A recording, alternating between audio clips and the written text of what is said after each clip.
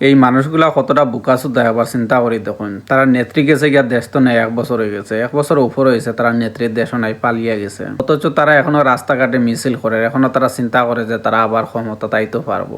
আমার কত হয়েছে ভাই, তোমরা কি বিবেক বুদ্ধি একটুও নাই যে আপনারা নেত্রী নাই দেশও, আপনারা যদি একজন লিডার থাকতো অথবা আপনারা নেত্রী যদি দেশও থাকতো তাহলে তার লাগে আপনারা আন্দোলন করতাম। আমার তো মনে হয় না আগামী 20 বছরও আপনারা নেত্রী আবার দেশ হয়ে ঢুকতে পারবো। আর যদি 20 বছর পরে ঢুকতে পারে, ওই নেত্রীর বয়স কতটুকু হইব?